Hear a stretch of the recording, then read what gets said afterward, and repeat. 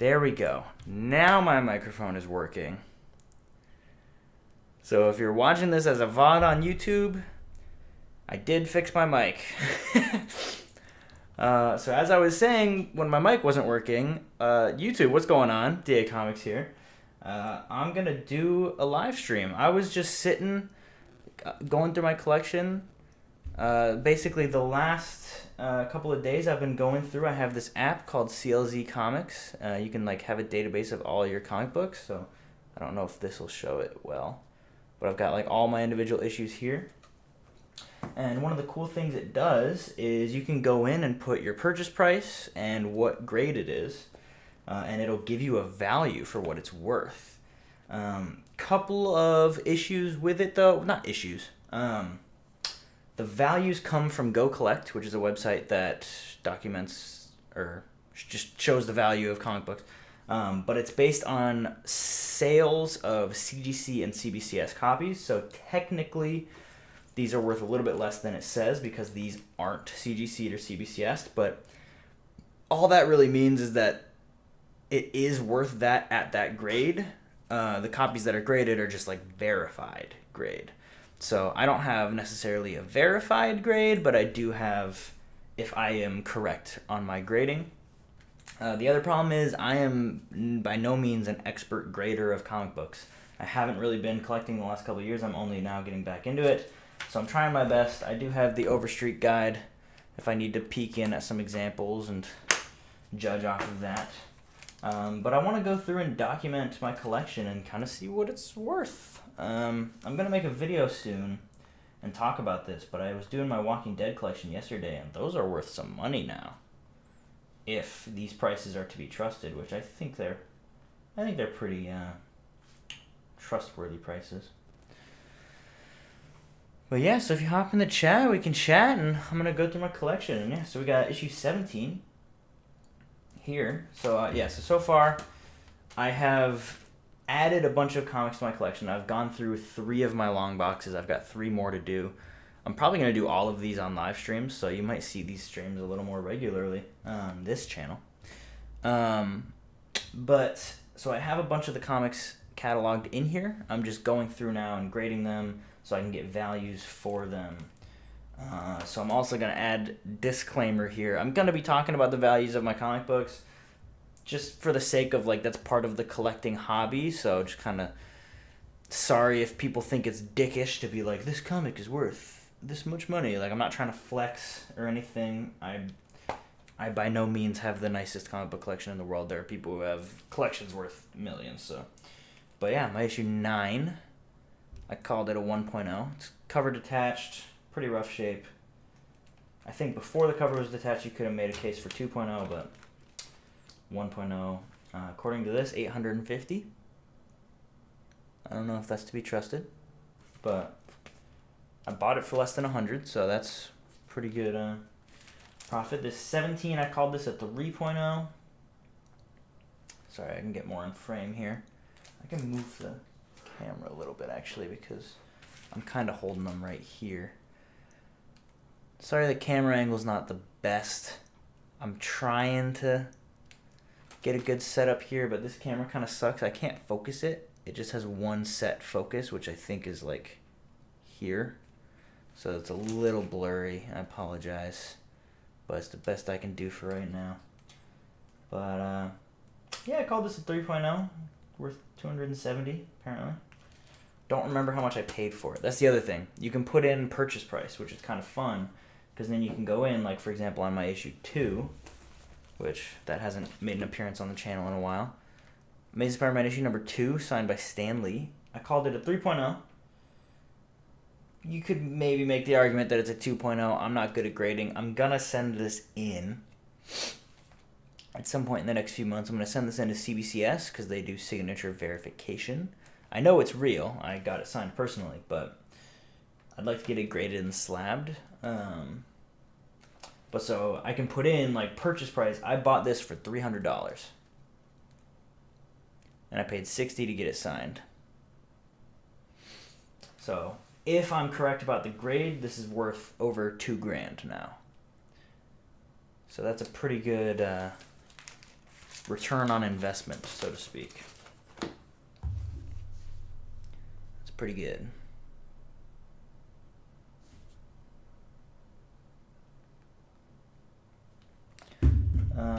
Next, Maze Runner 19. This is, I'm actually gonna move my monitors around a little bit so I can see a little better.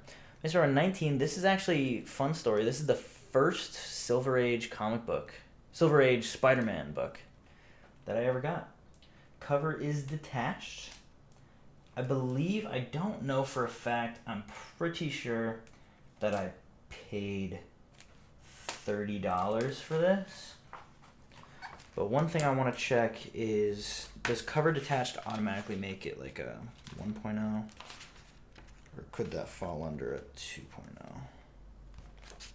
Let me see. Oh, these are just pictures, huh? Oh, 2.0 looks better than I thought. Let me see. 2.0, 1.8. Can the cover be detached? That is my question. Oh, book. Cover may be detached. Significant wear. Book one creases. Interesting. So the cover may be detached on a 2.0. It just pretty much has to display pretty good. I think this might qualify for that, because this book's colors are really good. The edges are all relatively crisp. There's a slight spine roll, some discoloration, a lot of wear and staining.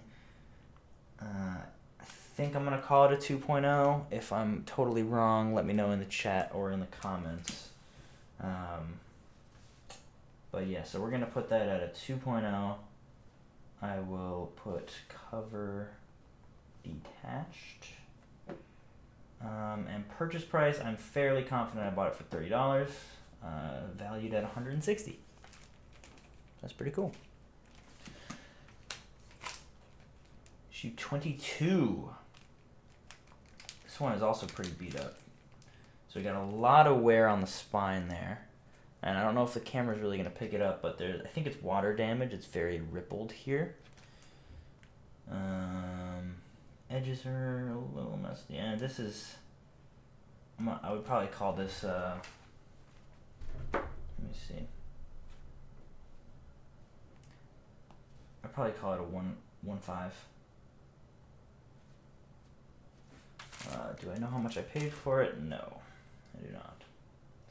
That's something I wish I had kept track of from the beginning. Like, from here on out, I'm going to keep track of how much I paid for some books. Some of these I have no idea. But I'm going to call it a 1.5. It's in one piece, but it's pretty rough. Honestly, it might actually be a 1.0. Let me just look at some comparisons. There's a 1.5. No, 1.5 might be fair. Let me look at 1.0. See how beat up 1.0s are. Yeah, I think 1.5 is fair. I think 1.5 is fair for this one. We'll call it that. Issue 24. I gotta take this one out, because the other thing I'm doing as I'm going through these is just making sure all the bags and boards are up to snuff. Is that the right word? I don't think that's the right word. Making sure they're all in good containers and such. I'm going to throw this one in a bag because I used to keep them in top loaders without bags, and that is no bueno. Which means it's open to the elements. So, I'd like to get some Mylar for these. Do Mylar fit in top loaders? Like, if you have a comic in Mylar and a board, does it fit in a top loader? If anyone knows, let me know. Because these polypropylene ones barely fit. You gotta like squeeze it in. Obviously the comic is fine, but the bag gets a little crumpled and ripped up a little bit. But just making sure it's all good. Squeeze out some of the extra air bubbles. There we go. Okay. Maze Runner 24. That glare is a little bad. Maybe I should move it. Hang on. I know I keep moving the lamps around, but I might be able to get some better lighting here. If I move this over here.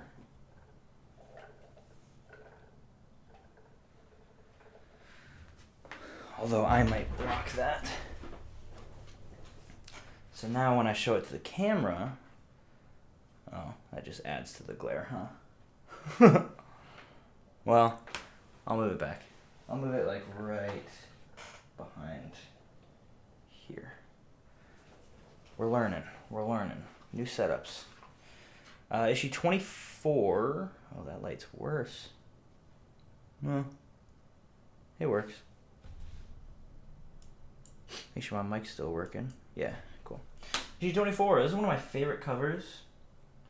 And this copy's in pretty good condition. I'd probably call this a... Let me consult the book. Let me see like a 3.5. What does a 3.5 look like?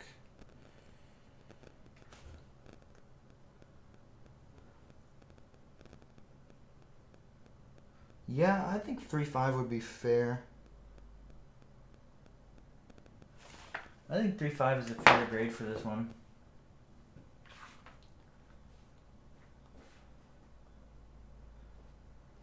Puts it at $75 value. Love this cover though. Especially, I want to get a high grade copy of this that displays really well because the colors are nice, like the blue and the everything else. That light is just atrocious. How about that? Is that better?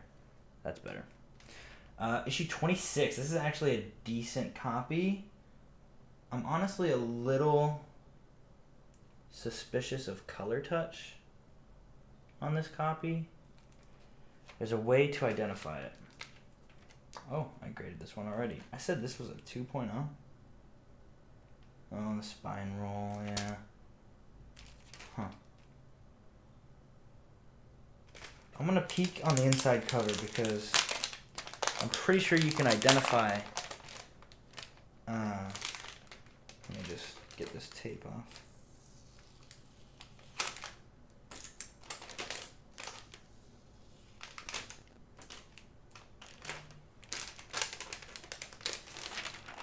Let me see. We're gonna crack it open, boys.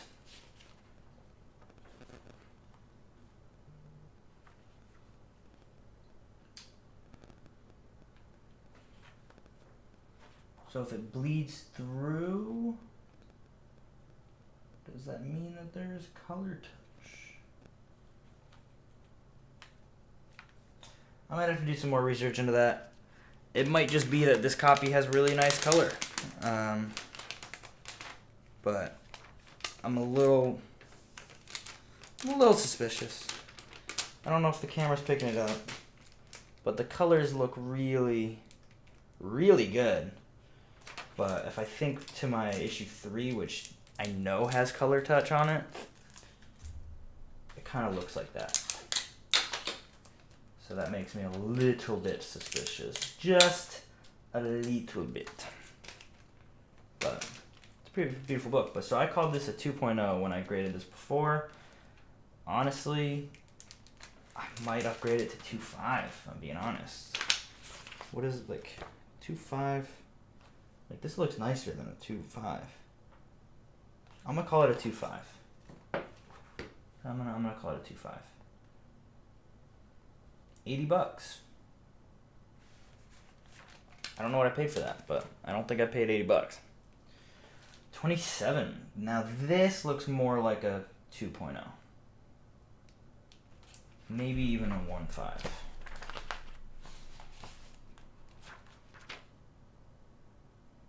No, yeah, this looks like a 2.0.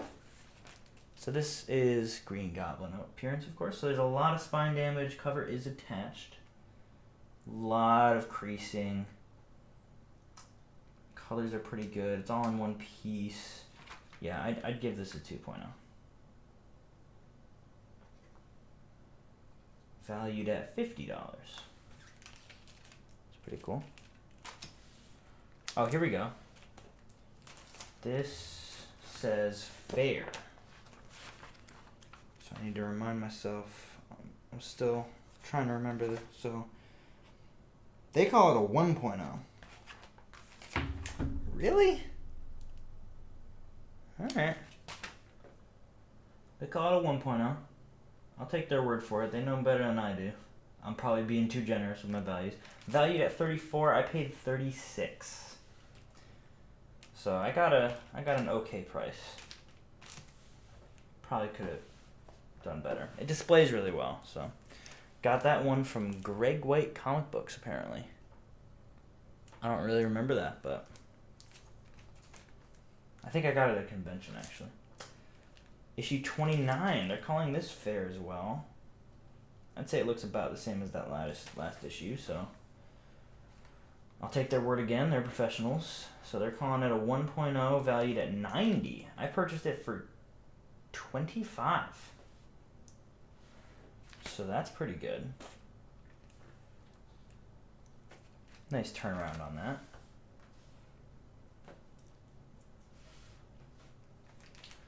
$35. Nice Molten Man issue. This definitely looks better than those last couple, but not much. I'd call this 2.0. I'm going to start getting a little... I feel like I've been too generous with my grades. Like, I would maybe call this a 2.5, but I'm just going to call it a 2.0 because I think I'm just getting too nice. I don't know how much I paid for this. So, that will go there. Now, this book is gorgeous. I actually almost got this one graded. I think it just looks really... It displays so well. The colors are beautiful. Great Steve Ditko cover, issue 36. So I graded this prior at 3.5.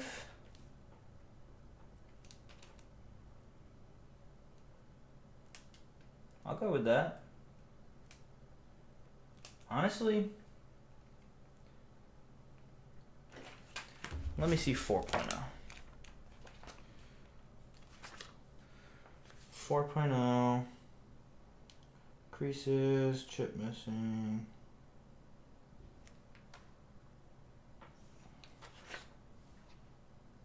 I think this is a 4.0. Looking at the book, I think it's a 4.0. And I don't have a purchase price because I'm pretty sure I got this as a gift. So, purchase price 0. Issue 40. This is in rough shape. Have I graded this one? No. Yeah, this is in rough shape. Definitely at least a 1.0, maybe even a 0.5. Let me see. Let me see what 0.5s look like. Are those just like trash? Oh, those are really rough. Yeah, I would call this a 1.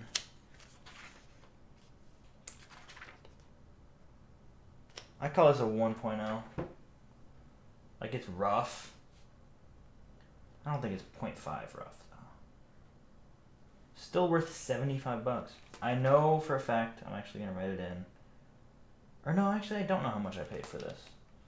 I think it might have been a gift from my brother. But that's a beautiful Spider-Man book. Green Goblin, ooh.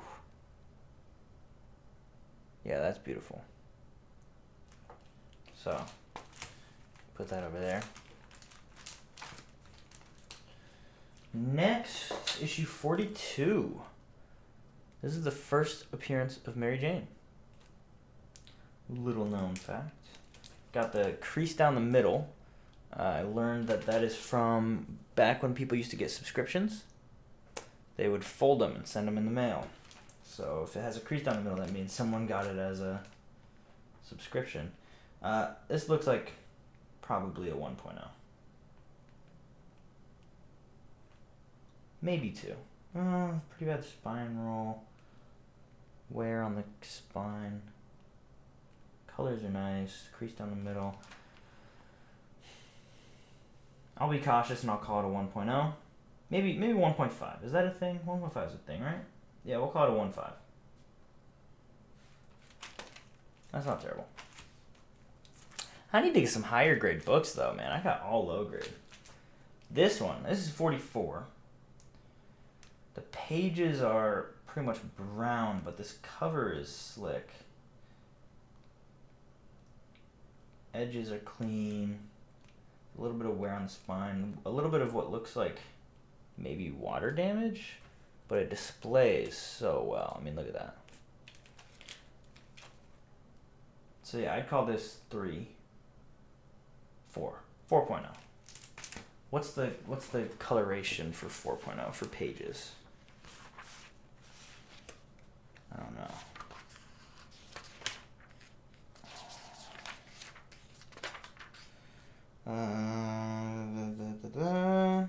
Paper quality brown, not brittle. We'll call it a 4.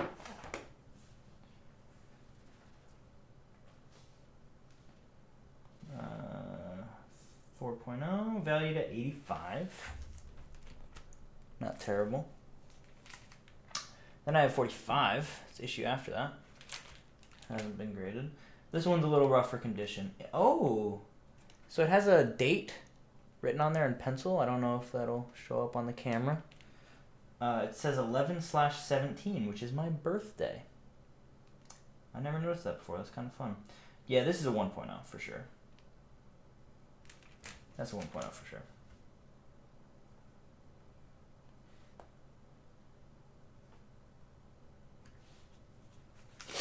And then this is, I think, my second Silver Age book I ever got, which was issue 46. First appearance of the Shocker.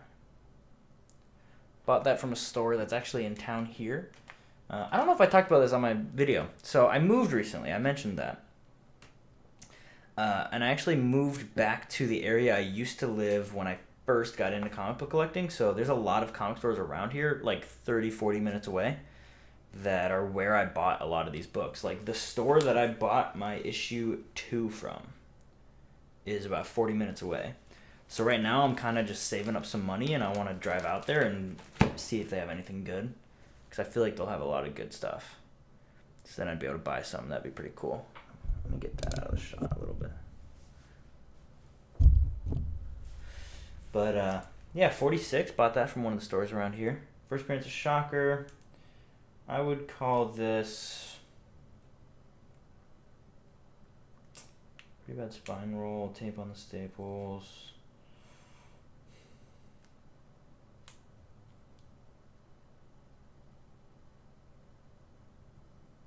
$2.0, man. I believe it's a 2.0.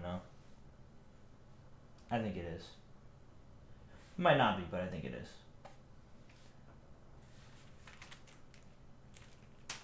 Don't remember how much I paid for it, unfortunately. So that's the first stack. Moving along. Ooh. We got some good books here. We do the stack up to there. Okay. Next stack and next book. You know it, you love it. Amazing Spider-Man 50. I gotta get this in a bag. But this book is in really good condition. I've actually really entertained the idea of getting it graded. The only thing holding me back is I really want to get it signed. I don't know if John Romita is still doing conventions, but if I could get this book signed by John Romita and get it like witnessed and graded, that would make this book even sicker. Because this is just an iconic Spider-Man cover, John Romita, like, just absolutely iconic. Get all that air out. There's always an air bubble. But this is Amazing Spider-Man 50. Iconic John Romita cover. Honestly, I think my copy is at least a 4.0. I think the case could be made for 5. I'm gonna look. What exactly is the difference between a 5 and a 4? Here's a 5. Whoa. That's a 5? Numerous small spine creases.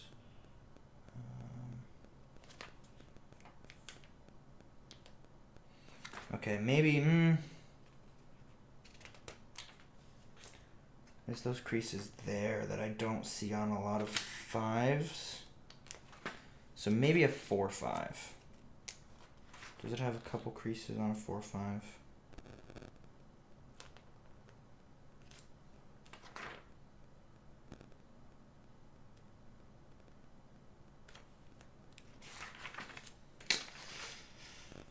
Yeah, at the lowest, I think it's a 4. I think it could, if I sent it in to get graded, I would set my expectation at 4. But I think it could be higher than that. I think it could be a 4.5, or if I'm lucky, it could be a 5. But I'll call it a 4 just to be safe. Purchase price, I'm pretty sure I did trade some comics for this, but I think the ultimate value I ended up getting it for was $150. Says it's worth $1,000. I don't know if that's true, but it's pretty cool. 54. This looks like 2.0.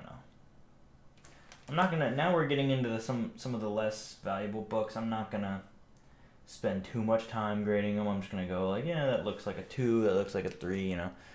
Not too worried about it. But this looks like a pretty solid 2. 2.0. 61.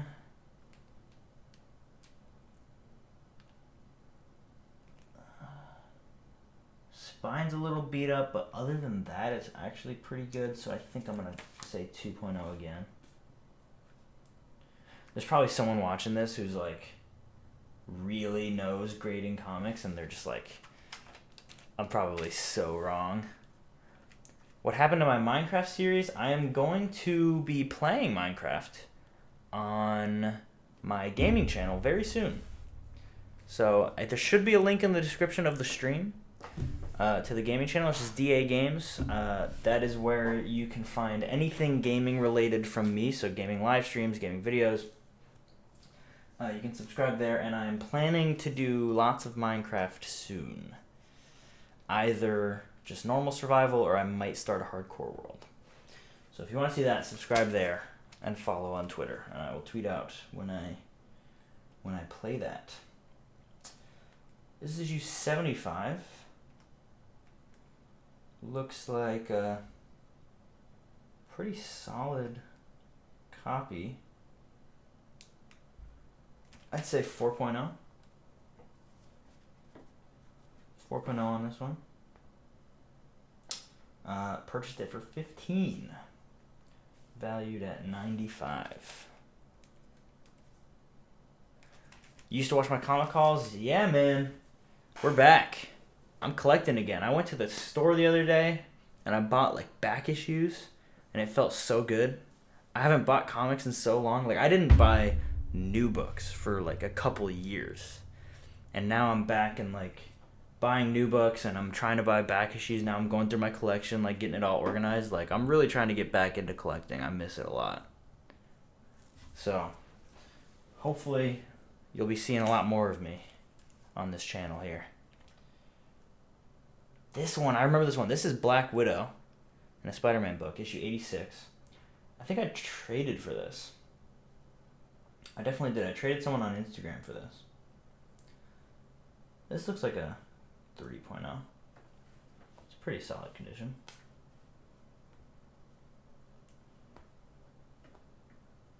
The only problem with getting back into comic collecting is comics are so expensive now. I mean, it's hand in hand. They're also valuable now. So, my collection has gone up in value for sure. But buying more comics is more expensive. It's crazy. 98, drug issue. Don't do drugs. Just kidding. Well, not kidding. This is the issue that doesn't have the Comics Code Authority on it. This is the only one I have. It was, I think, 3-issue run, 96, 97, 98. I only have 98. This copy looks like 5.0. Yeah, I don't see very much wear. I'd call it a 5. Easy.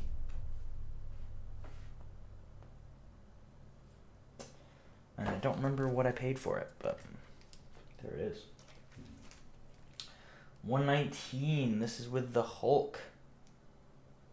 classic book. There's a little bit of a spine roll, some wear on the spine, some chip out there. Yeah, I'd call this a 4.0.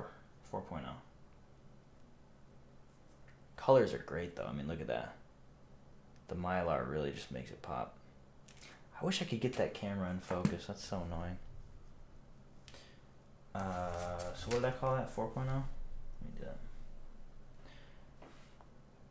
I swear, once I can afford like a better camera, so that this won't be out of focus and crappy, we're gonna be set up. That's just a board. I have this in as a placeholder for my 122. That's CDC graded 6.5. That is over there. 134. First appearance of the tarantula. Got a crease there. This was like a big deal when I bought this, I remember. It seems like such a small key issue now, but I remember when I bought this, I was genuinely excited. I was like, I got the first appearance of tarantula. I'm going to call this a solid 2.0. Displays really well. But yeah, I think it's probably a 2.0. Can maybe make the argument for 2.5, but I'm not gonna try and mess around with it. 135. This looks more like a 3.0.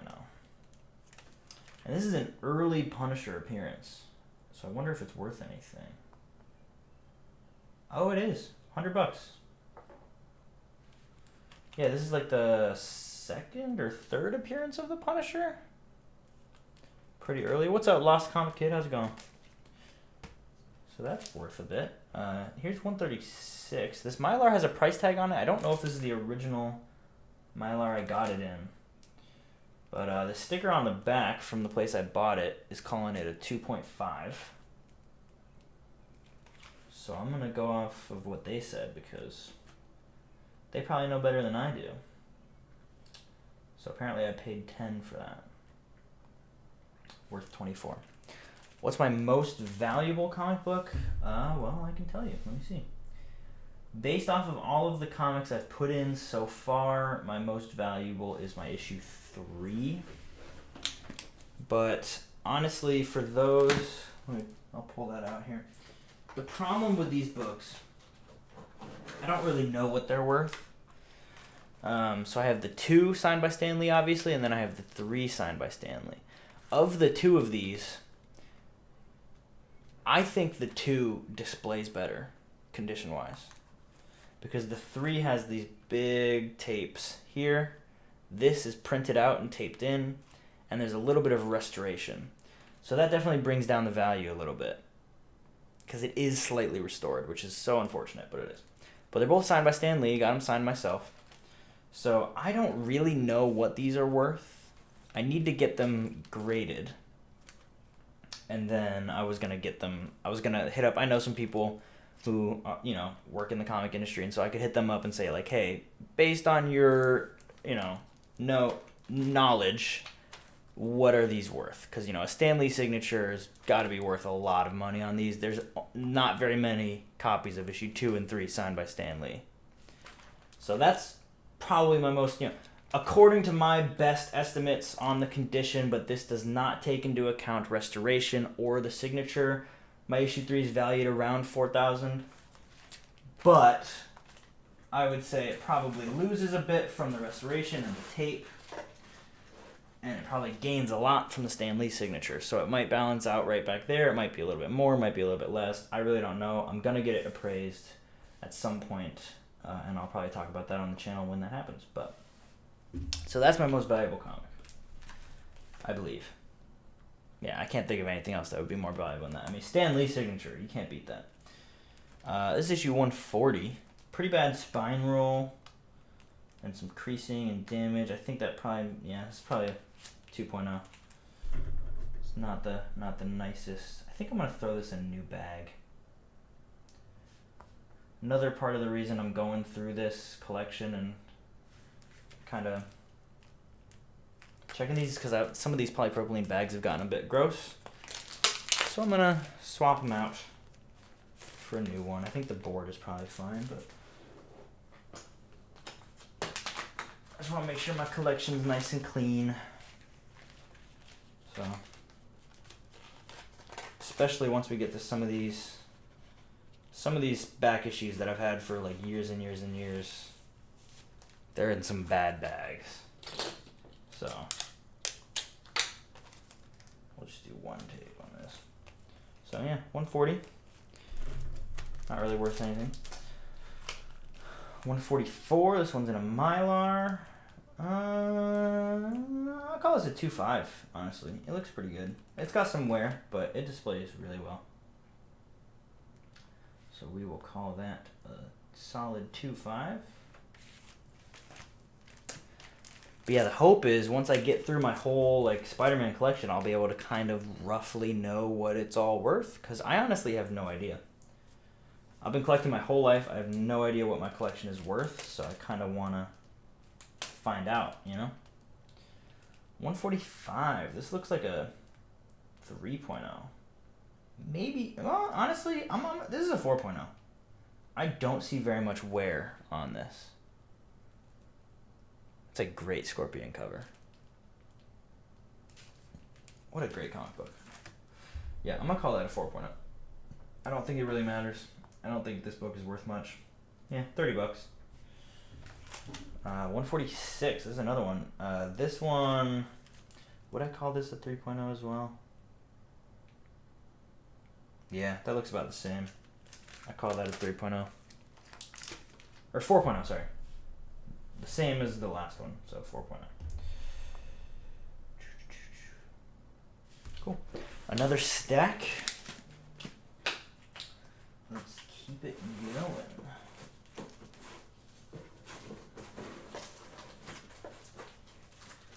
Oh man, this next stack, we're starting to get into some of the bad bags. So I'm going to be replacing some bags.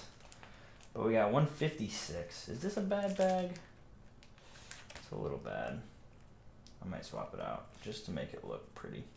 156. It's Mirage. Yeah, I'd call this a 2.0.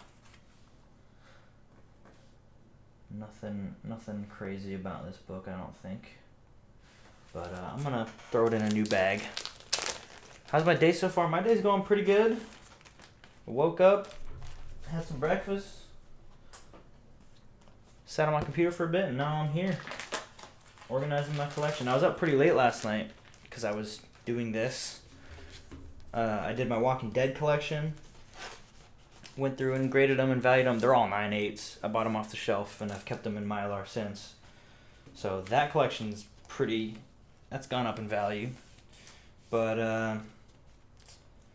yeah, no, I have 2 boards on this. Why do I have 2 boards on this? But yeah, I realized like I was doing this yesterday and I was hanging out with my fiance and I was doing this and I was just like telling her like, oh, look at this comic, like I remember this, blah blah blah. And she was like, you should just live stream this because, you know, I was talking to her about all this comic stuff that she knows nothing about. And she was like, you should just live stream this. I was like, that's a really good point. And so here I am. 162, Punisher appearance. This looks like a 2.5. I'm also going to get this in a new bag as well. But looking pretty good.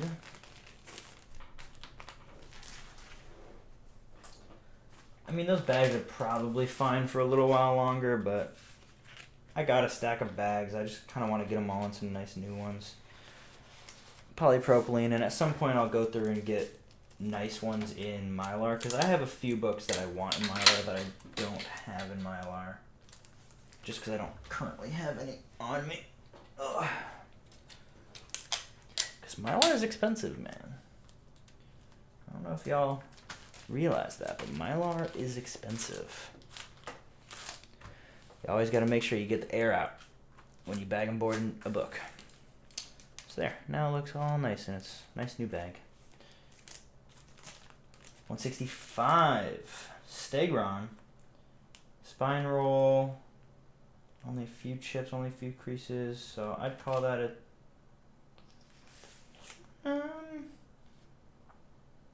I'll call it a 3. 3.0. Not bad.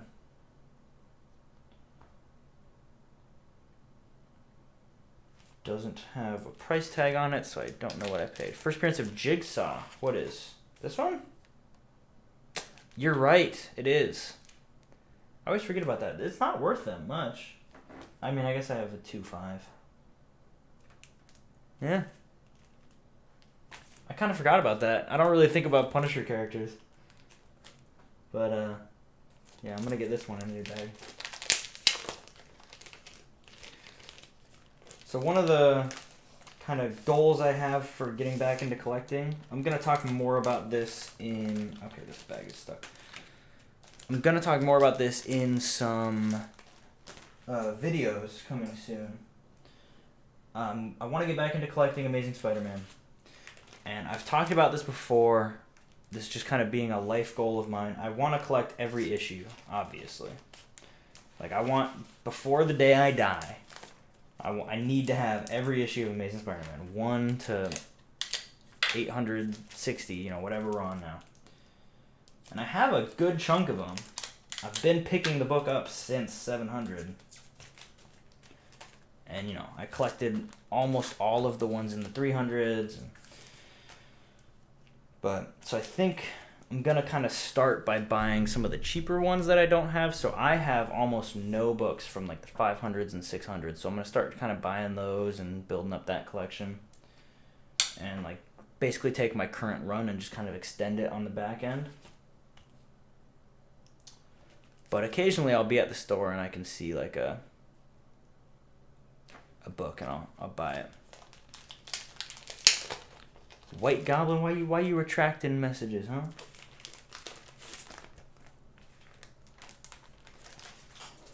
I saw something about 17. Anyway, here's 173, Molten Man. Spine roll. Otherwise, decent condition. I'd probably put it at a 2.0. I love how I say decent and then I say 2.0 as if that's, you know. 2.0 is low grade, but same difference, right? You had to change accounts. You didn't see that. That was my old self. I've evolved. You want to see the 17 again? Sure. Let me pull it out. Let me just make sure I get all the air out of this one. 17 is in here. This one. Pretty beautiful book. I got it. I graded it at 3.0. That might be wrong. I'm definitely not an expert, but beautiful book. The only thing that bothers me is it's like someone traced on it with pencil, which is a little annoying.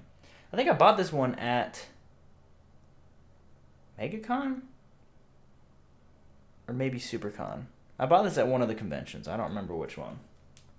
But good comic. Alright, next. 208. Don't think there's anything special about that one. I'm going to get it in a new bag, though. Paid $150. Grade-wise... Oh, this needs a new board, too. Oh, my gosh. I'll call it a 4.0. Maybe 4.5. Paid $150. And let's get a new bag for that. First glider. That's true. I didn't think that was his first glider. But I suppose you're right. I don't have 14, though. I just think, when I have my 17, I think like, oh, second appearance of Green Goblin, which is pretty cool, but not as cool as the first appearance. One day I'll have that. Just not yet.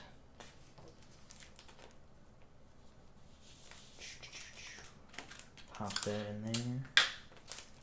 Grab me some tape.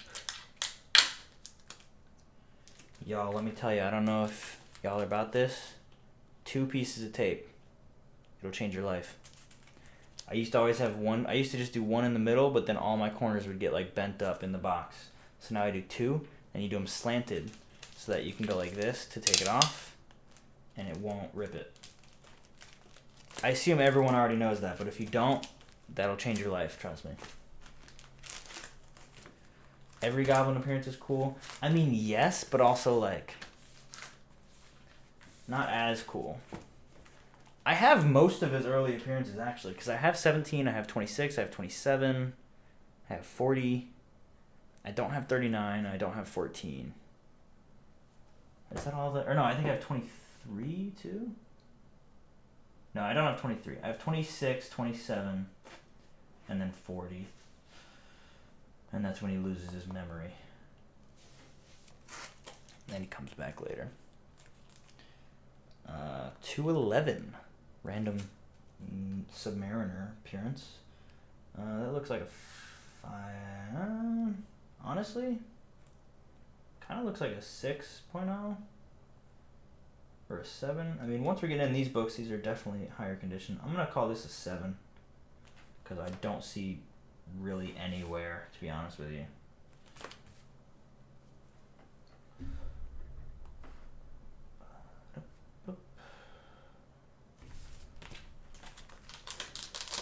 But yes, every Goblin appearance is cool, but not as cool as every Dr. Octopus appearance. Which is kind of weird to me that, like, there are very few...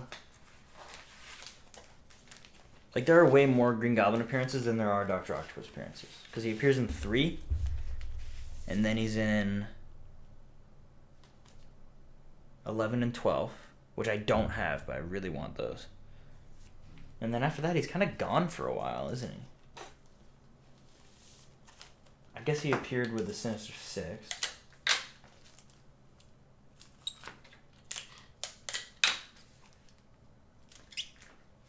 But for anyone who doesn't know, Dr. Octopus is one of my favorite villains, so. Bad take. Dr. Octopus is easily... Oh, I didn't see that crease there. Oh, that might be lower grade.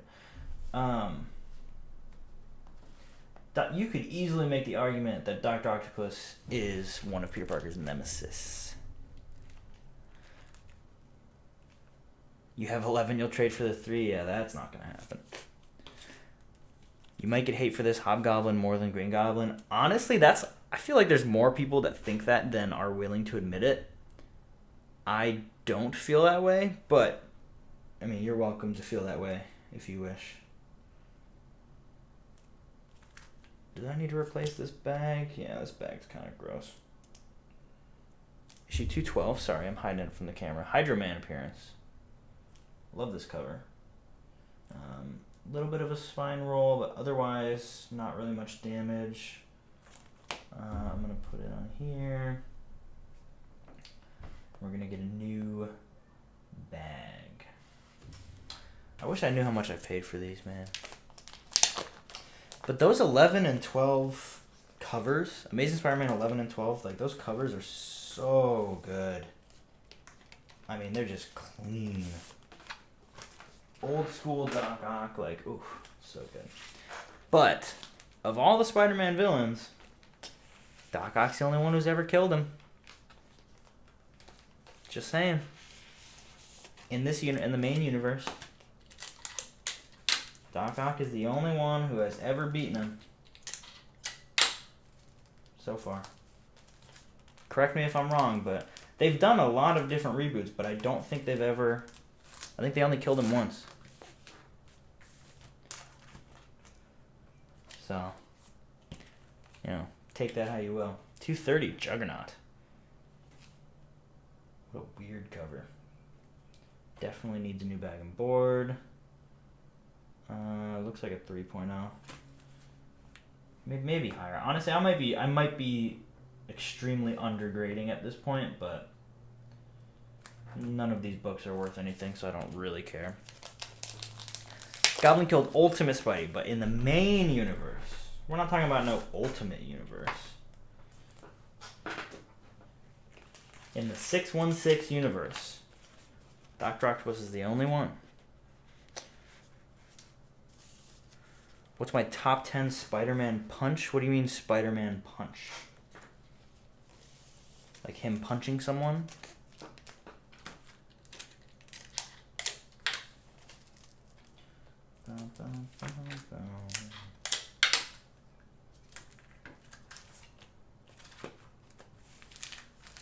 There you go. Nice new bag and board there. Oh, there's some air bubbles in here. You can tell because when you stack them up, they start to slip and slide. Just gotta flatten them. Ugh.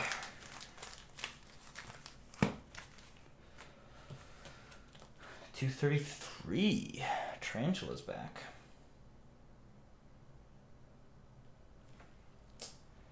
I think I'm gonna get this in a new bag and board as well.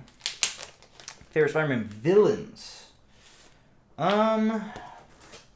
Top 10. That's kind of hard. Let me think. I mean, Dr. Octopus, in no particular order. I'd have to give it more thought if I was going to rank them like 1 to 10. But I would say Dr. Octopus, Carnage. I really like... Oh, man, let me look at some of these early issues. Electro is sick. I mean, I feel like Green Goblin should be in there, but if I'm honest, I've never really... Like, Green Goblin's cool, but I've never, like, loved him. You know? He's just a little too mainstream. Let me think. Mysterio is obviously sick. Man,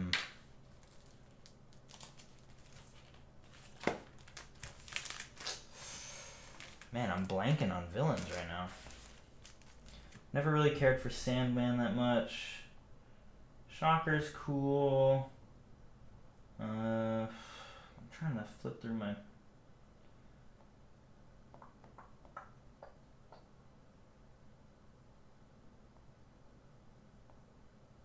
Yeah, I don't know. I'm kind of blanking. My like main favorites have always been like Doc Ock and Carnage. I want to collect every Carnage comic at some point. Rhino. I used to really like Rhino when I was younger. I never got his first appearance though. Still really want that book. But Rhino's really cool. I really enjoyed... I don't know if this counts as a villain because he's kind of an anti-hero. He ends up teaming up with him. But Cardiac? I don't know if you guys remember Cardiac. He was around in the 90s. I just like him because when I first started getting into comics, I was buying those 90s Spider-Man books, like the 300, like late 300s. And so I remember buying like a few books with Cardiac and thinking that he was just really cool. He was in issue 360, which was Carnage's first cameo appearance. But yeah, so those are some of the villains I really like.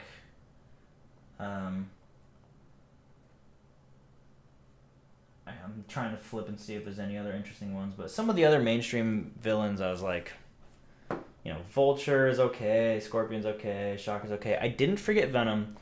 I didn't include Venom for 2 reasons. One, he's kind of a hero now, so like calling him a Spider-Man villain, you know, like as I mentioned in my last video, Venom is like, he's become his own thing now, so I wouldn't really consider him a Spider-Man villain anymore. But the other reason, if you're thinking about when he first came out and he was a Spider-Man villain, the reason I didn't include him on my list is because Carnage is way cooler. I said it. Carnage is way cooler. My brother always loved Venom. Venom was like his favorite character, and I always loved Carnage. That was like our pairing. Was I was the Carnage guy, he was the Venom guy. So no, I pick Carnage over Venom any day. Issue 236. This is the death of Tarantula. I don't know if that really matters. I forgot to put in the grade on this. What is this? Oh, this is actually clean as hell. I'll put that at 6, 7. We'll say 6. But yeah, this is the death of Tarantula. I don't know if that counts as a key issue, but where is his death?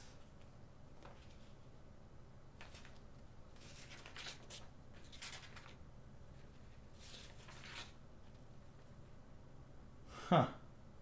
There's an ad for Dungeons and Dragons in the back. I never would have noticed that back in the day, but that's like actually really cool now. What was the set out then? This was 1982.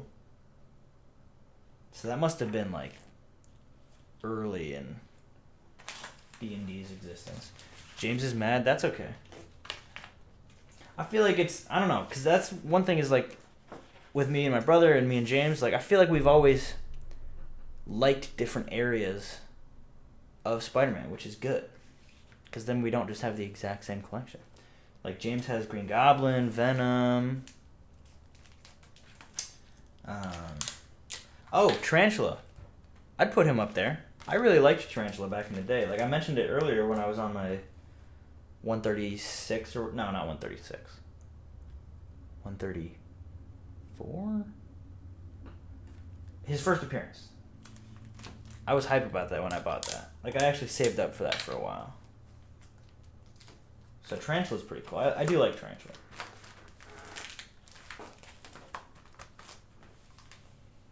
Get all that air out. This one's pretty low grade though. I'd put this at like a 2.0. Not the best.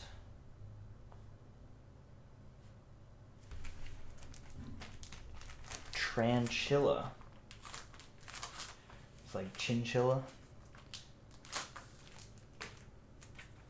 Ooh, here's a good book. $250. Nice Hobgoblin cover. You were talking about liking Hobgoblin. There you go. There it is. Paid $5. I'm gonna put it in a new bag, but let me. Grade wise.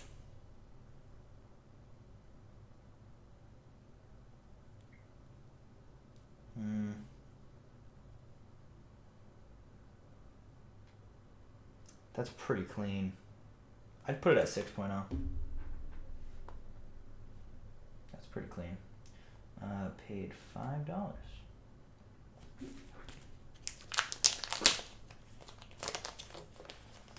Get that one out.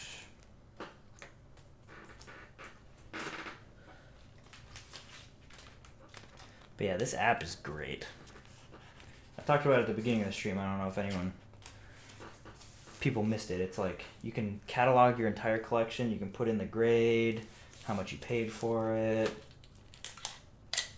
So it'll like add up all your value.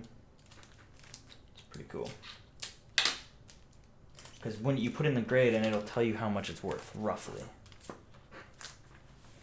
It's not the most accurate, but it's pretty good. Let's see what I'm up to now. Dang. I'm not going to get into specifics, but my comic collection is worth a little bit more than I thought it would be so far, and I have a lot more to go. Issue 251. Another Hobgoblin. This one's a little lower grade. I'd probably put this at like a 3. Ooh, that tear there. 2.5 probably.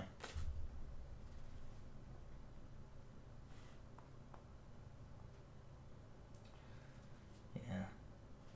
Bought it for $250 though. So that's pretty good. Bought it for $250, worth $14 apparently. But yeah, JP, if you're interested in the app, it's called CLZ Comix. I think it's a paid app, but I'm pretty sure it's like $1 a month. I think I'm paying for it. But you can go through and like add all the books in your collection. You can put how much you paid, what condition it is, and it gives you the value from this website called Go Collect, which is basically a database of sales of CGC'd and CBCS'd comics. So technically the value is a little bit more than these comics are worth because these comics aren't CGC'd. But, you know, if you're confident in your grading abilities, or if you're me and you just want like a rough estimate, it's basically like this comic in this condition is worth roughly this much.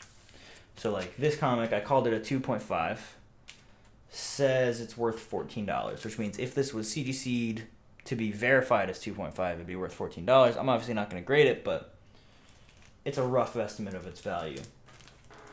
And so what's nice about that is when I'm done, I'll be able to go in and look and see what my whole collection is worth, see which books are the most valuable, and it updates the prices. So like I saw today, I have Invincible Iron Man number 7 from a few years ago. That was the first appearance of Riri Ironheart, who's about to have a Disney Plus show. So that comic's actually worth like a couple $100, and it went up $20 a couple days ago. So, or like in a few days. 252. Obviously an iconic cover, first appearance of the symbiote suit in The Amazing Spider-Man. Obviously its first appearance being in Secret Wars 8, which I do not have. But maybe I will get it one day. Who knows? But we're going to throw this in a bag because... What is this stuck on?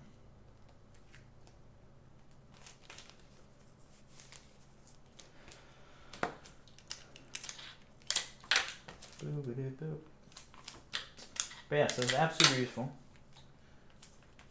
The way I'm selling it, you'd think I'm sponsored by it, but I'm not.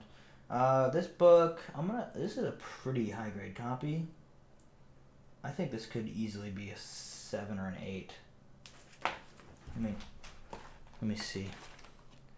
What do we got for like 8s?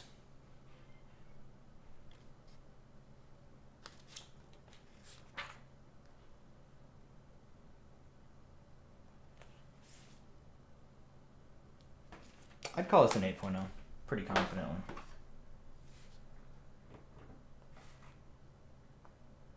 Could even be higher, I have no clue. But I'm happy with an 8.0. I think that's pretty good.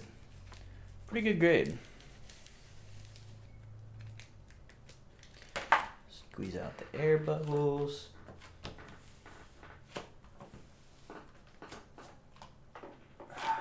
Can't get all of them out, but not bad.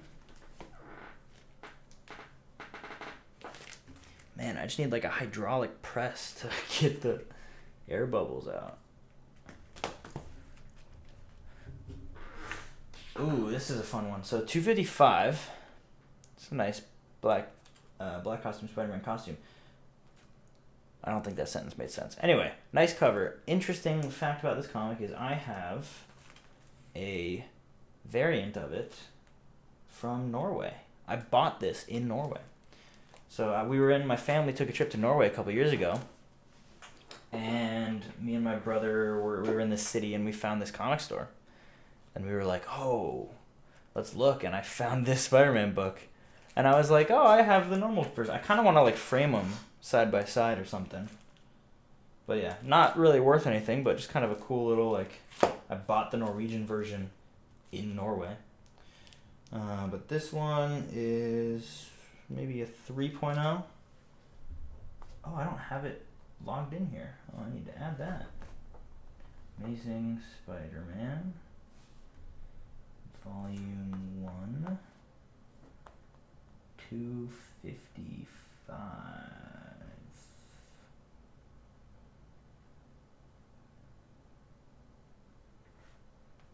Add the collection.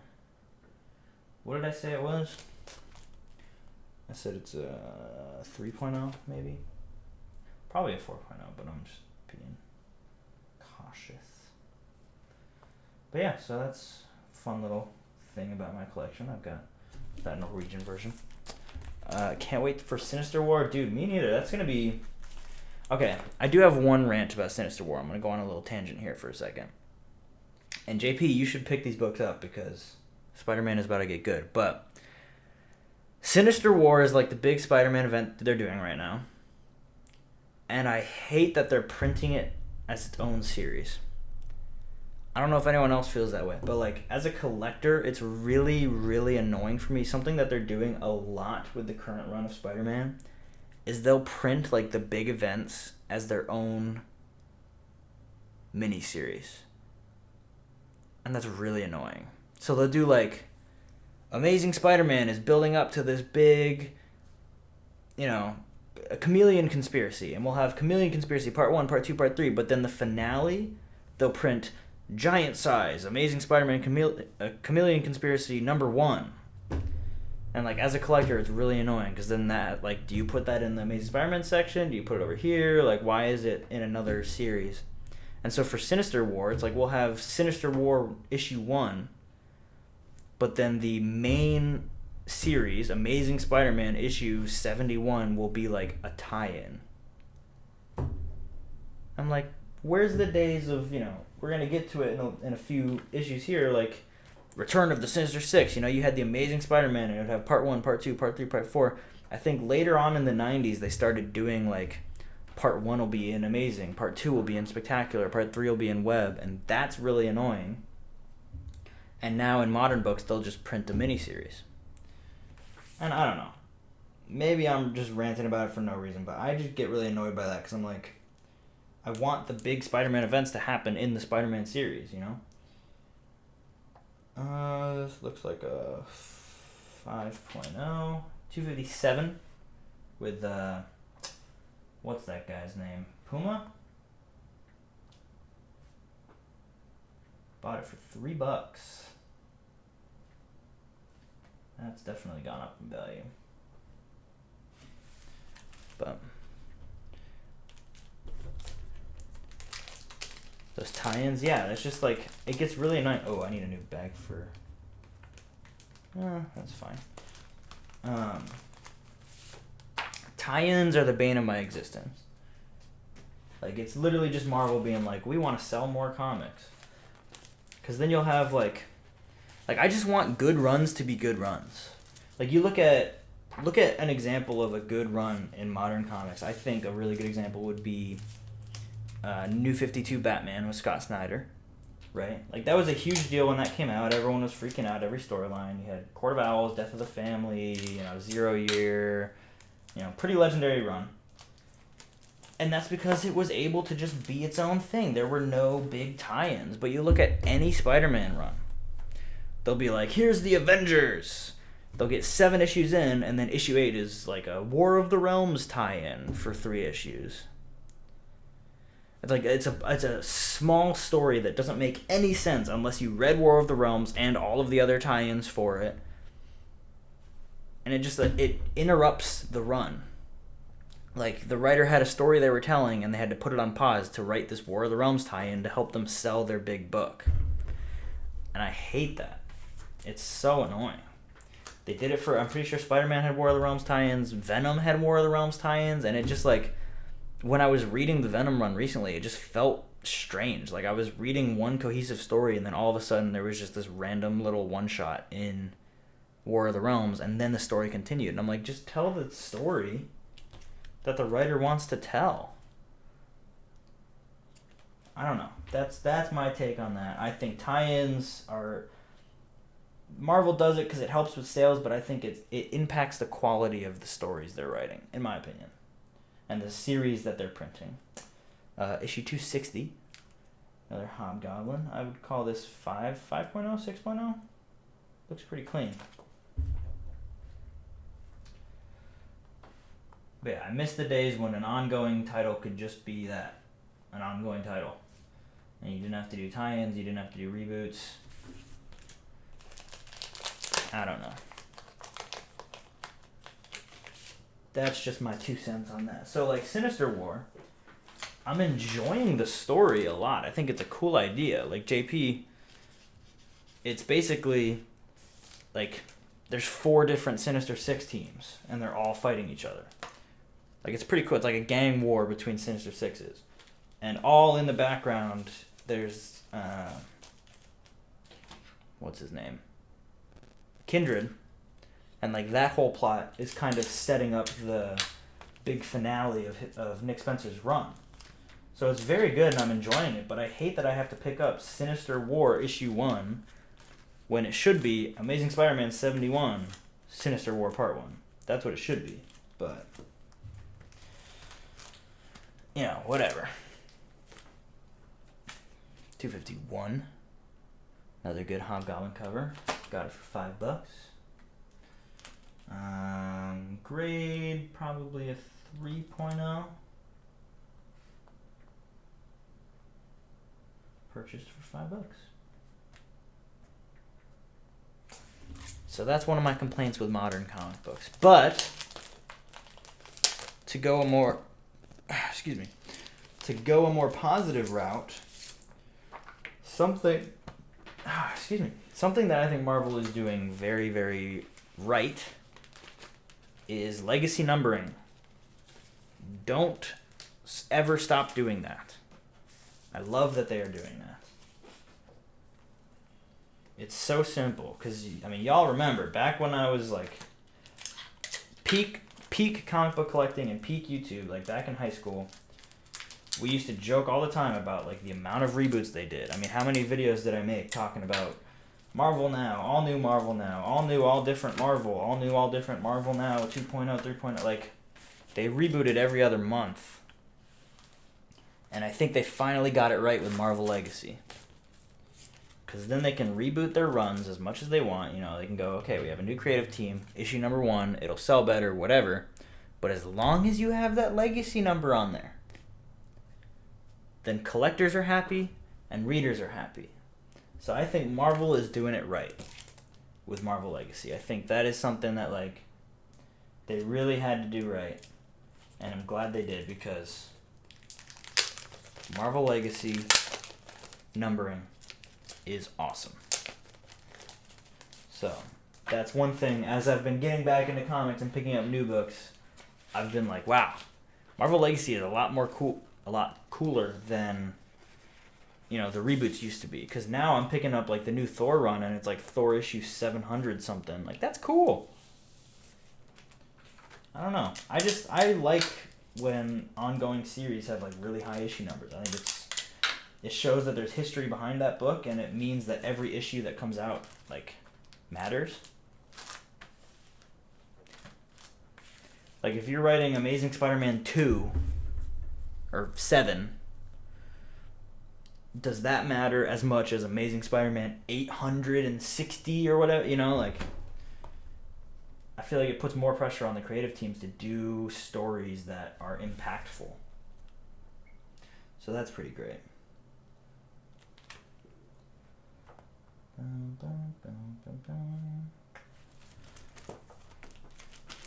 We're getting into the kind of nothing back issues now, so I'm not even talking about them. 270.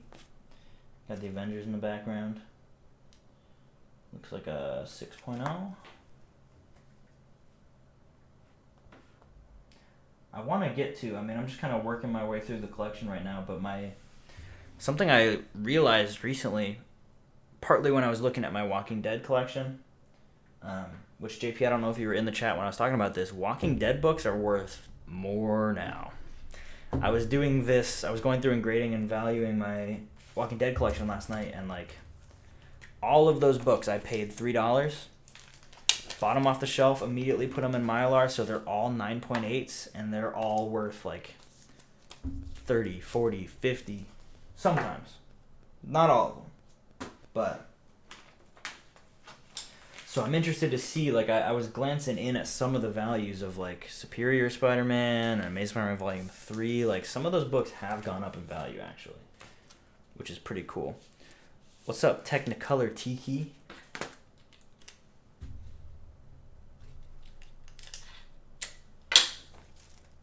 But yeah, I don't know. I would recommend checking out if you got, like, a Walking Dead collection, because I have issue 108 to 198, which is the last issue.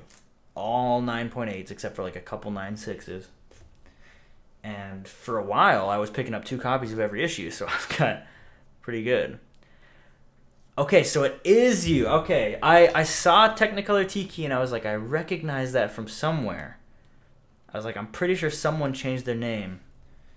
It's the man, the myth, the legend, 3 Lego Bros in the chat. Holy Poop Noob himself. You've always thought 270 was in Secret Wars? Might be, because 273 is here with the Beyonder, and you got Secret Wars 2 getting advertised. So it might be. What's up? 3 Lego Bros. How's it going, man? It's been a brick. It's been a while. Purchase price $250. Grade. Did I grade this one yet? 6.0.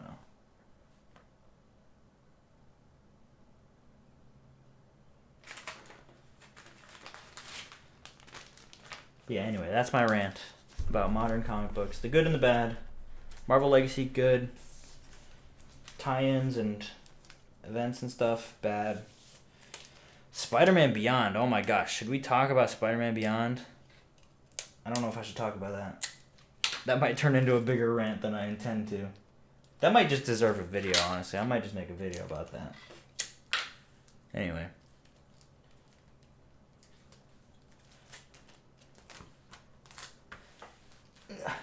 Get all those air bubbles out.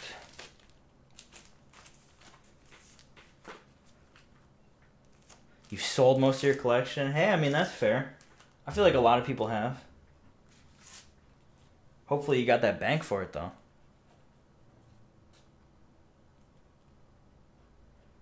I'm honestly getting to the point now where part of the reason I'm going through... So what I'm doing right now, I'm going through my entire collection and grading them just to see what they're worth and stuff like that. And just kind of logging it all in this database so I can just kind of see what my comics are.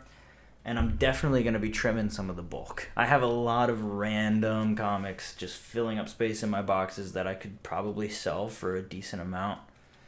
So I'm probably going to be selling some of these pretty soon. But I'm keeping my Spider-Mans.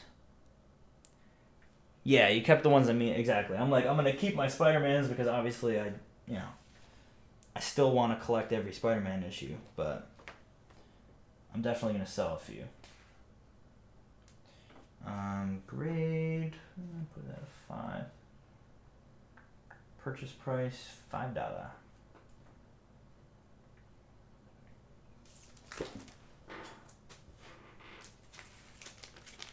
The question is, which ones did you keep? I'm assuming DC Comics, because that was always kind of your thing. I forget, was it Batman? Infinity War better than Endgame. Okay, here's the thing. Here's the thing, Angel. I don't disagree with you, but it depends on what you're talking about. I think objectively, Infinity War is a better movie, but Endgame is just, it's Endgame. You know what I mean? Like, Infinity War was an incredible movie. Endgame was a good movie too, but like there were some bits of Endgame that were just kind of like gimmicky. Like time travel and all that stuff, like it got a little bit weird. The pacing was a little bit weird, but like Act 3 of Avengers Endgame, just, you can't top that. I mean, that was the peak. I remember just going to the first showing and watching like all those characters assemble and the music and like Cap catches Mjolnir, like you can't top that. So Infinity War might be a better movie, but Endgame was just a better moment as a fan. As someone who had been watching the MCU since Iron Man 1, Endgame was a crazy, crazy moment.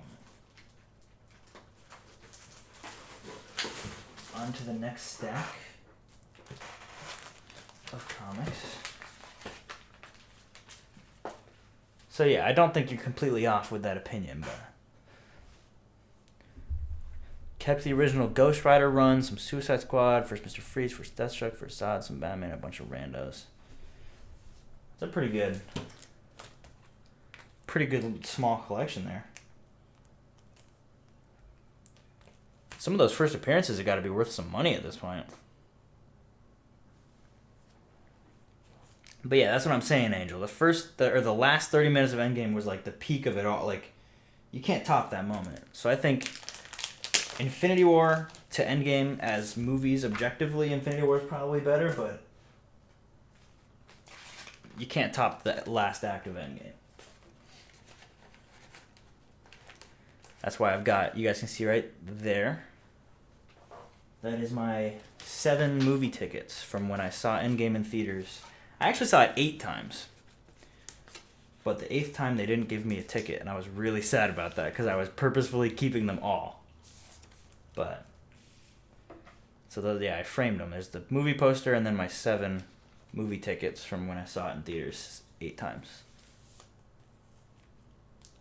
The Iron Man movie came out the same year you were born. Oh my gosh. You just made me feel old. You just made me feel really old. I don't remember that movie coming out. I mean, I was fairly young. Well, how old was I? I would have been, when Iron Man came out, I would have been 10 years old. Yeah, I saw Endgame 8 times in theaters, dude. That movie was a big deal to me, man. I saw it opening night. The first showing, for some reason, they stopped doing like midnight showings and they would do like 6 o'clock showings. So I saw the first showing at 6 o'clock, then I went again at midnight with some friends. Then I went the next day during the day. And I just started going all the time because I had the AMC like rewards or whatever where you could get 3 free movie tickets a week. So I was going to the movie theater all the time. And so I would just like on any random day I'd be like, I'm going to go watch Endgame. Like I loved the movie that much. I would literally be sitting at home. I'd be like, oh, I'm going to go watch Endgame again. There was one day where I worked until like 11. And me and my friend were like, hey, let's go see Endgame. So we went from work at like 11:30 and watched Endgame. And I literally took a nap in the middle of the movie in this movie theater. We had the reclining seats and everything. It was during the time travel segment, which I had seen like 7 times at this point. I literally just took a nap and then woke up for the final act just to see the ending. I was there just to see Cap catch Mjolnir and everyone assemble and all that good stuff. So yeah, got the tickets framed. I'm going to keep those for many years to come. It's going to be a nice little memento. So yeah, Endgame was great. We'll call this 5.0. Purchase price $3. I'm going to get this in a new... Man, all of these comics need new bags and boards. Holy cow. These books are in these bags are in rough shape. I might run out. Is Endgame my favorite from the MCU? Yeah. I mean, just for what it is, I feel like it's my favorite. Other than that, my favorite before that, and I would say like objectively, just story-wise and enjoyment-wise, I think Winter Soldier, probably my favorite. I really enjoyed Captain America Winter Soldier. I mean, that Hydra twist was just so good. And I just think the action, like the choreography, the fight choreography in that movie is so enjoyable. But, so yeah, Winter Soldier, but I mean, Endgame for what it is, I think Endgame has to be up there, you know. Ooh, got a little bit of a stain on this cover there. A little bit lower condition. Put that down here. Purchase price $3.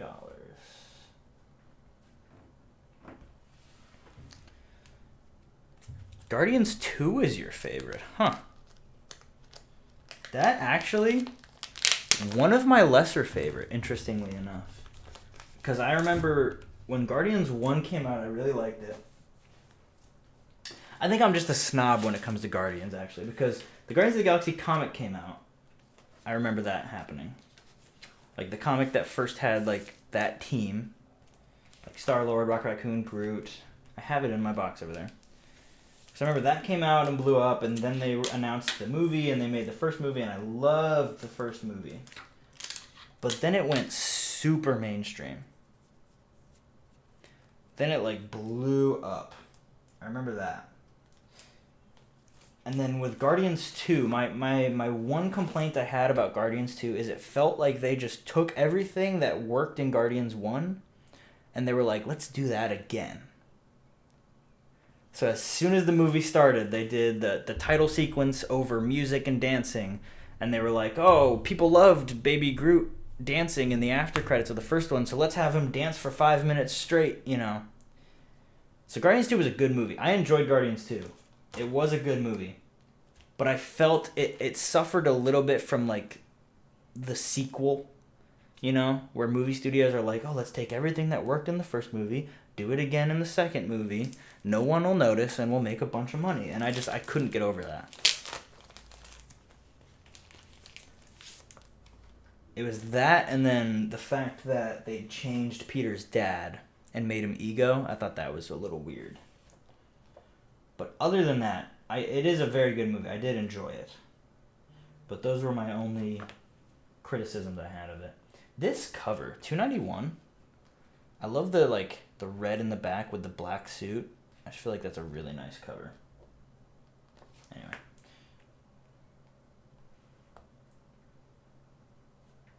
Boop.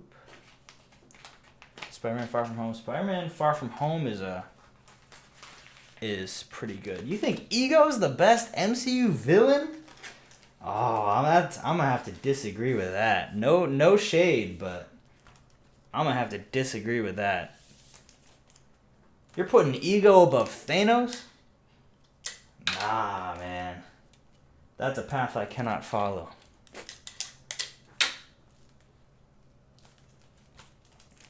I feel like you can't... Like, Thanos has to be the best MCU villain.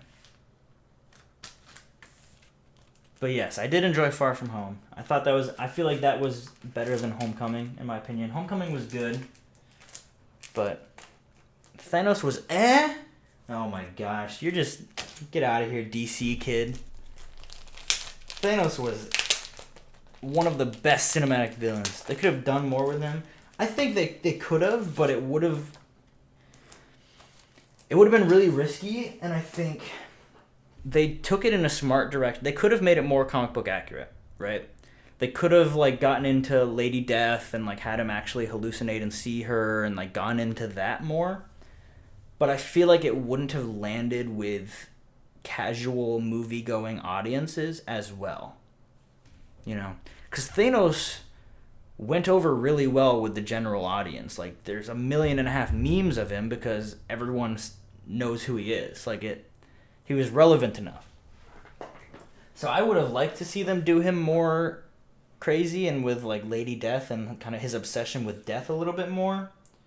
But I think the way they did him was a smart, more realistic, more grounded way to do it. So I think they made the right call. And I mean, they made, it was a huge movie. So obviously they succeeded. But Ego was nothing. He was a rewrite of Peter's dad. And he was just an angry planet. I feel like there wasn't enough motive there. Also, him turning on them was so predictable.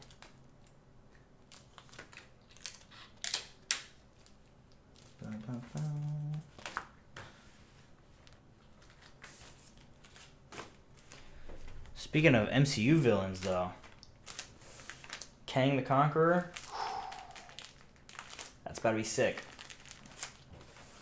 It's gonna be sick. I don't know if everyone in the chat is up to date on Disney Plus shows, but they are doing some good stuff. Here's 306. Nice cover swipe of Action Comics 1. Pretty good condition. I'd call it a 9.4. But I was talking to JP about this the other day. Do I use CLZ? Yep, that's the app I'm using right now. Just getting everything in there. I've got 3 long boxes in there. I have 3 more to go, and then now I'm going back through the 3 that I logged in, grading and valuing them. But yeah, it's CLZ Comics. But no, of the 3 Disney Plus shows, I don't know who in chat has watched any of them. I loved every single one of them. I genuinely think Loki is the best one, though. I think Loki is the best one, especially for comic book fans. I feel like Loki really leaned into the comic book inspiration, more so than some of the other shows did. 307. Weird. I never really liked this cover. Kind of weird. But I would grade this a 5.0. Ooh, I'm getting kind of hungry. I might need some food soon. I need some lunch. You've only seen WandaVision? WandaVision was really good too. I did really enjoy WandaVision. I think for me, if I had to rank the Disney Plus shows so far, I would say Loki, WandaVision, then Falcon and Winter Soldier. Falcon and Winter Soldier was really good. I did really enjoy it. But it didn't really blow me away. You know? Like, it was good. And it sold me on Falcon as Cap, which I didn't like in the comics. So it sold me on that. But other than that, it was good.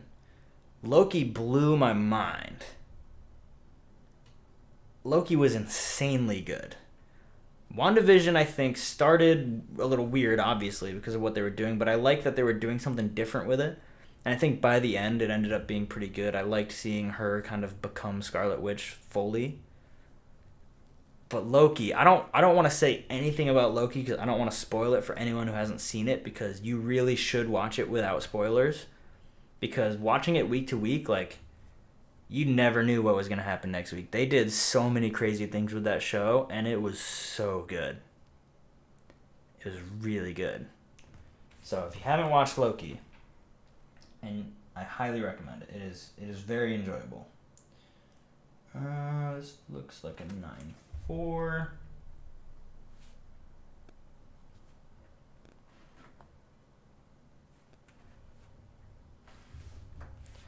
So yeah, that's my thoughts on Disney Plus shows. So Falcon and Winter Soldier, I definitely enjoyed it, and it was really cool to see Falcon become Cap. I think that was enjoyable.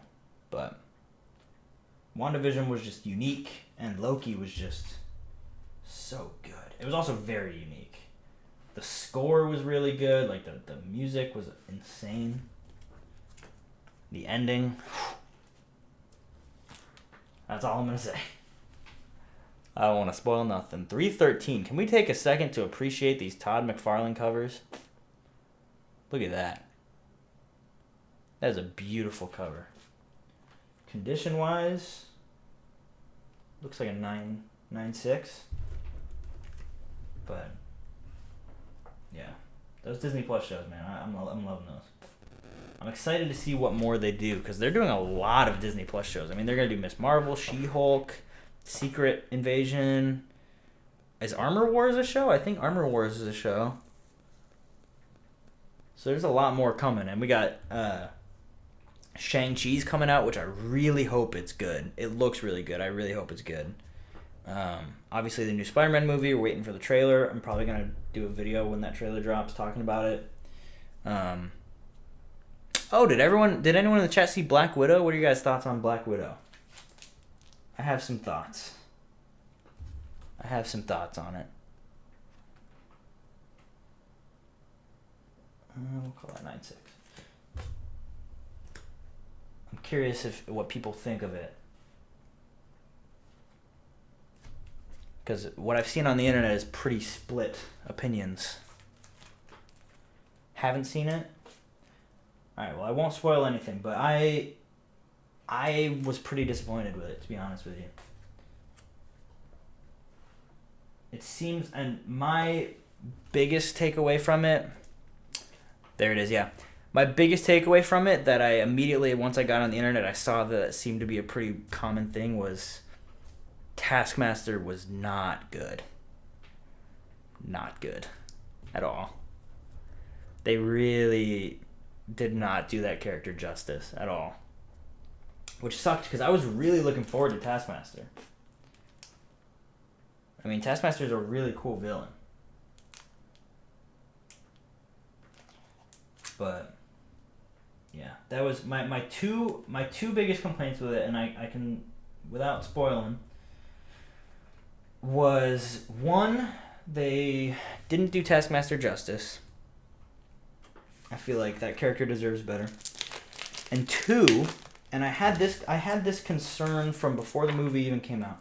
As soon as they announced a Black Widow movie after she had just died in Endgame, And then they confirmed that it was a prequel taking place after Civil War but before Infinity War.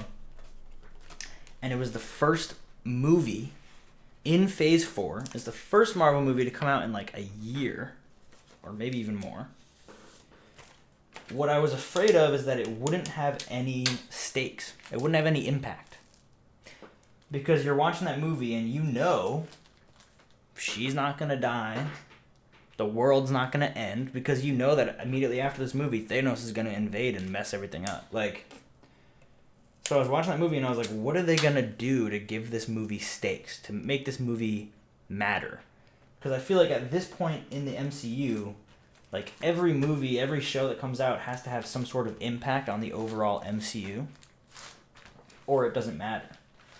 You know, I mean, you look at Loki, for example. Loki's a great example. The ending of Loki, without spoiling it, the ending of Loki has a lot of impact on the MCU going forward. Like, it's going to matter. Black Widow, you could not see Black Widow and it would have no impact on your viewing of the MCU. You could completely take Black Widow out and the MCU would continue on as it was. The only things that happened in Black Widow that are gonna matter going forward are the introduction of, and this isn't a spoiler, Yelena, her like side character in the movie. She'll be around going forward, and she's great. She was honestly the highlight of the movie. I actually really enjoyed her performance. So like she'll be around, and that might be relevant, but nothing else mattered. Taskmaster could have been really, really cool. Didn't. And honestly, I've said this before, I'm not really a huge fan of Scarlett Johansson, so I felt like her performance was pretty lackluster. So yeah, I don't know, I wasn't a huge fan of it. There's people out there who enjoyed it a lot. If you enjoyed it a lot, then happy for you. And if you haven't seen it, I would recommend watching it yourself. Form your own opinion. You know, you might enjoy it more than I do, but my opinion on it is didn't enjoy it that much. It was good. I watched it once. Probably won't watch it again. It's kind of like Captain Marvel. I saw that movie once and then just never watched it again. But that movie was just bad. At least Black Widow was at least not a bad movie. It was an okay movie. It just didn't really do anything. Captain Marvel was just bad. For a lot of reasons.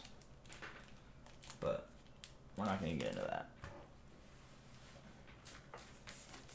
But I'm excited for Shang-Chi. I hope Shang-Chi will be good. I think they're going to do some cool stuff with it.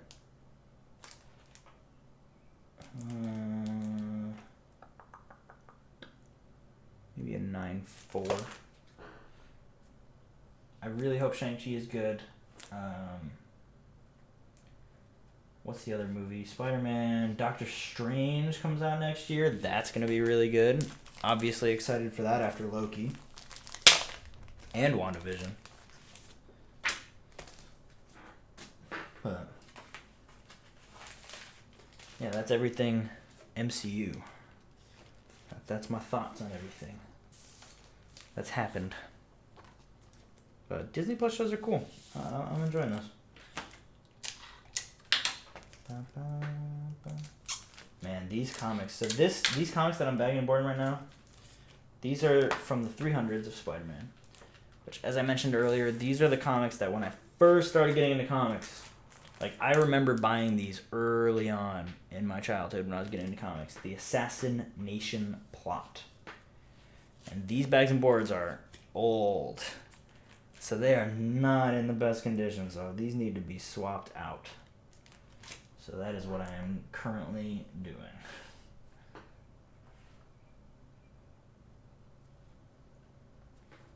Apparently these books have gone up in value a little bit too, so that's pretty cool.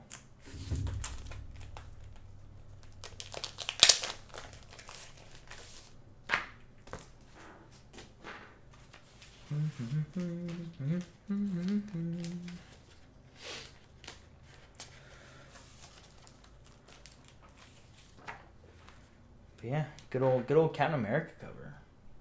It's a Todd McFarlane cover. This is like right at the end of Todd McFarlane's run. This is also where my run of issues that I have begins. So I have issue 319 all the way up. So all the comics that I'm about to go through here, I have every issue up until like 412, I think. So if I just get the rest of those Todd McFarlane issues at the beginning of the 300s, I'll have every issue from 300 to 400. I feel like that'd be pretty cool. This looks like another 9.6. Don't know how much I bought it for, so I will just do that.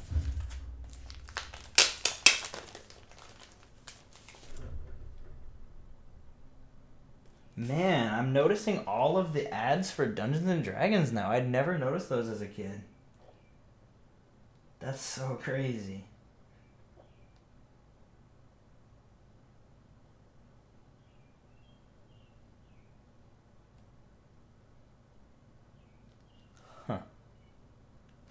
Man, Dungeons and Dragons is one of those games I wish I had been into when I was a kid. You know? Like I got into it like a year ago and I'm like, man, I wish I played this when I was a kid.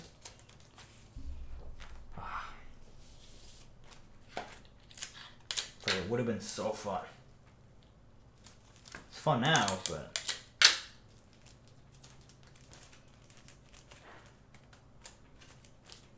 get all that air out.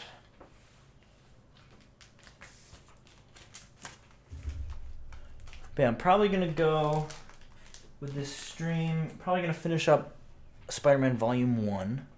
So I got a little ways to go. I might not finish Volume 1. I'm gonna go for a little bit longer, and then I think I'm gonna stop and get lunch. And I will probably be live again later, maybe playing some games, maybe doing some other things. But we'll go for a little longer still.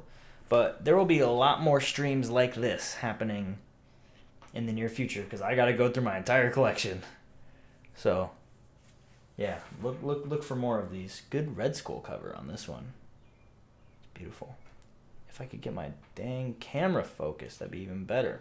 But next time I might try and maneuver to have like the camera on me and this on the comics, since this one's a better camera. But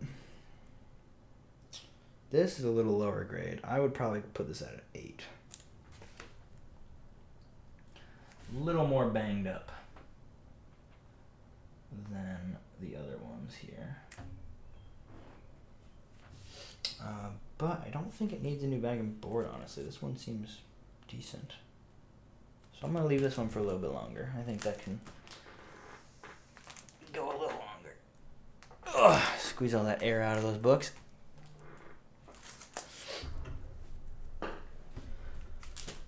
Ooh, this one's in Mylar already, so we don't have to rebag it. We got 326. A guy that looks a lot like Doctor Strange. This book looks like pretty crisp. Honestly, this might be a 9.8. I think it's a 9.8. Wait, what?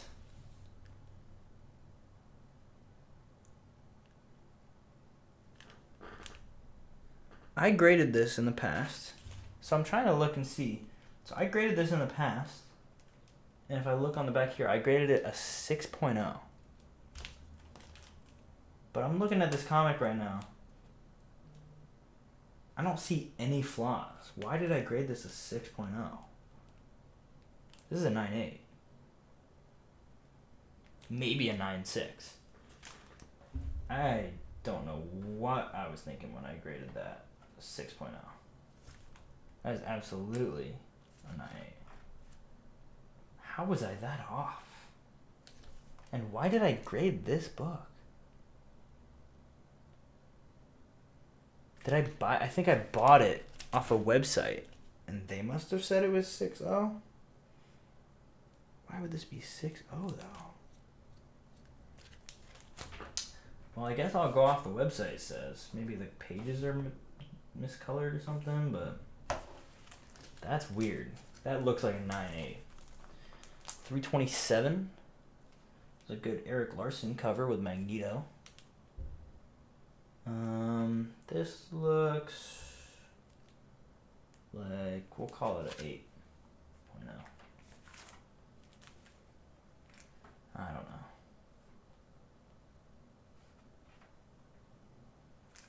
No purchase price. Honestly, Bagging Board's pretty good, so we'll leave it in there. Ooh, yeah, here's a good McFarlane. 328. Gray Hulk. Love a good Gray Hulk. This is pretty good condition, too. I would probably call this a 9.6. Maybe, oh no, that's crisp. Maybe a 9.4. Maybe a 9.4. But I'm going to put it at 9.6.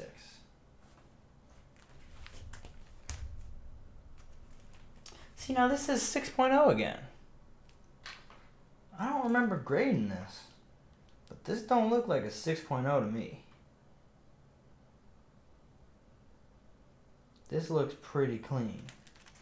I'm going to leave that where it is. I don't think that's a 6.0.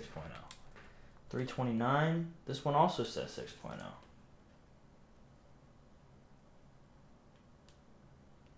That does not look like a 6.0.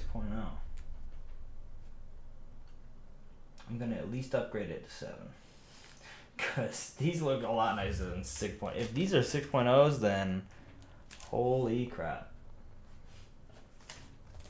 330. I remember this book. This is one of my early comic books. This one's a little more beaten up. This one I'll call a 6.0. We'll call this one a 6.0. Oop. I lost it. There we go. Value. Go down 6.0. Purchase price $250. Not bad. I'm gonna rebag and board it.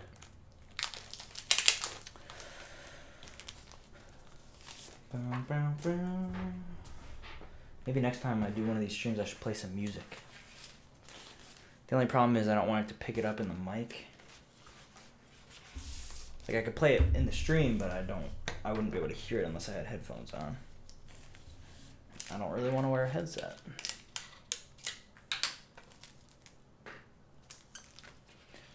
Yeah, we'll probably wrap this up around 2 hours. I think that's a good stopping point.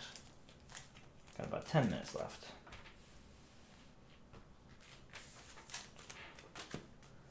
I wonder what value we're at now.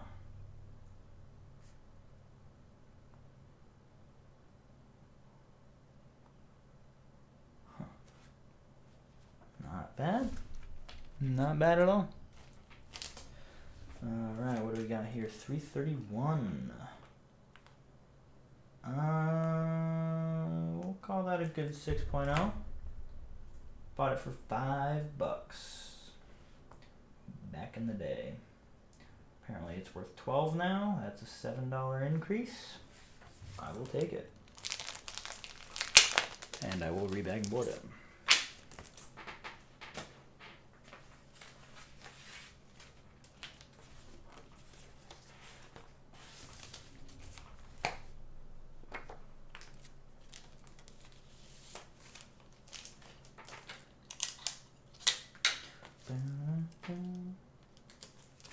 But yeah, it's gonna take many, many hours to go through my entire collection, grading and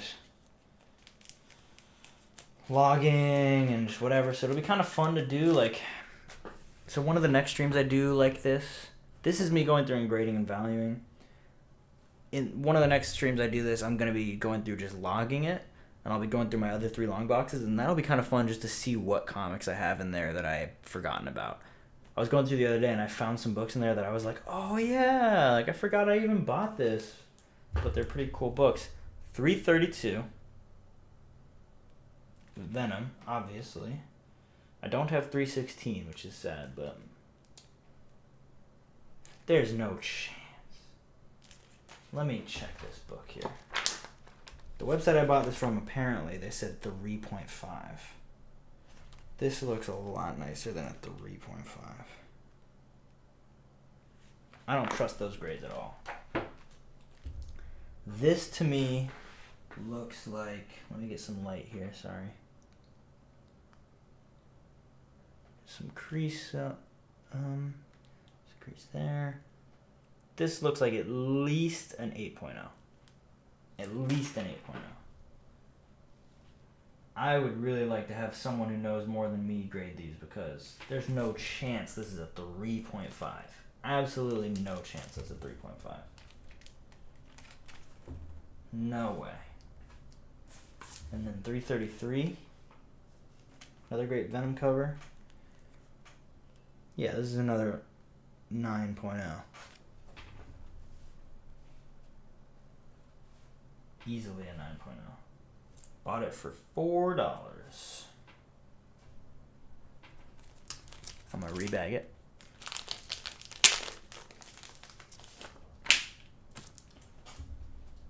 But yeah, some of these grades I have written on here, there's no chance that's right. 3.5? That book was pristine. I had to squint to find flaws on it. 3.5? I think whatever website I bought that from that said 3.5, I think I got a good deal, because there's no way that's 3.5.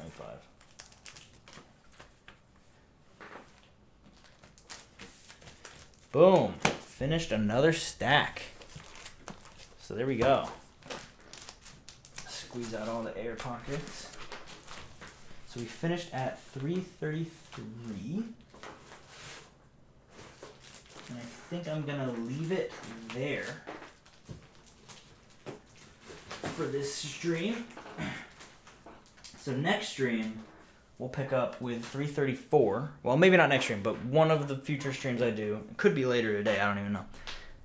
We'll pick up at 334, which is the Sinister Six Part 1. And that'll be really fun to kind of go through, because then we'll be getting into the books that I started reading comics with, like the 300 Spider-Man books. Sinister Six, Carnage, Maximum Carnage, lots of good books there. And then we'll get from there into the modern run that I have, which some of those books have gone up in value. So that'll be kind of fun to flip through and reminisce. So that'll be soon. We'll also have streams going through the rest of my collection coming out. And I mentioned it earlier, link is in the description if you're watching this as a VOD or if you're watching this live right now. There's a link in the description to my gaming channel. I do gaming live streams over there. I'm going to be playing some Minecraft soon. I'll probably be streaming there tonight, playing some zombies, so you can check that out. Follow me on Twitter if you haven't already. I tweet out all my live streams, all my videos. You can see those there. And subscribe to the channel if you haven't already. But thanks everyone for hanging. That was a solid stream. Good couple hours. Always, some fun people in the chat. I love talking to you guys. That was an absolute blast. Fun catching up with 3 Lego Bros and JP and, some of these YouTubers you guys might remember from the good old days. So appreciate you guys coming and hanging out, and I'll see you guys in the next one.